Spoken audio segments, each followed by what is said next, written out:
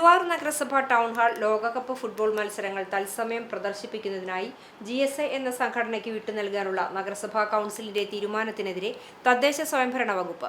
നഗരസഭയുടെ ഈ തീരുമാനം നിയമപ്രകാരം റദ്ദ് ചെയ്യുന്നതിനായി വകുപ്പ് 57 പ്രകാരം സർക്കാരിലേക്ക് അടിയന്തരമായി റിപ്പോർട്ട് ചെയ്യുമെന്ന് തദ്ദേശ സ്വയംഭരണ വകുപ്പ് Thrissur joint director S. Syamalakumari ഉത്തരവിട്ടു.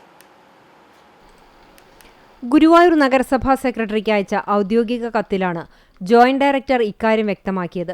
നിലവിലെ സാഹചര്യത്തിൽ ടൗൺ ഹാളോ മറ്റ് നഗരസഭാവക സ്ഥലങ്ങളോ ഈ ദിവസങ്ങളിൽ ഫുട്ബോൾ പ്രദർശനത്തിനായി തുറന്നു നൽകരുതെന്നും ഉത്തരവിൽ കർശനമായി നിർദ്ദേശിക്കുന്നുണ്ട്. ഫുട്ബോൾ മത്സരങ്ങൾ തത്സമയം പ്രദർശിപ്പിക്കുന്നതിനുള്ള ഔദ്യോഗിക സംപ്രേഷണാവകാശം ഇല്ലാത്ത സാഹചര്യത്തിൽ ടൗൺ ഹാൾ പോലുള്ള പൊതുസ്ഥലത്ത് പ്രദർശനം നടത്തുന്നത് കോപ്പിറൈറ്റ് ആക്ട് 1957 ലംഘനമാകും. ഇത് നഗരസഭയ്ക്ക് വൻ സാമ്പത്തിക ബാധ്യതയും നിയമപ്രശ്നങ്ങളും ഉണ്ടാക്കാൻ കാരണമാകും. ഫുട്ബോൾ ആവേശം ഉൾക്കൊണ്ട് വൻ ജനക്കൂട്ടം തടിച്ചുകൂടാൻ സാധ്യതയുള്ളതിനാൽ ഇത് പ്രദേശത്ത് വലിയ ക്രമസമാധാന പ്രശ്നങ്ങൾക്ക് വഴിവെച്ചേക്കാം. ഇത്തരം ഒരു വലിയ പരിപാടി സംഘടിപ്പിക്കുന്നതിനാവശ്യമായ പോലീസ് അനുമതിയോ ഇലക്ട്രിക്കൽ ഇൻസ്പെക്ടറേറ്റ് ഉൾപ്പെടെയുള്ള മറ്റു ബന്ധപ്പെട്ട വകുപ്പുകളുടെ മുൻകൂർ അനുമതിയോ വാങ്ങിയിട്ടില്ല.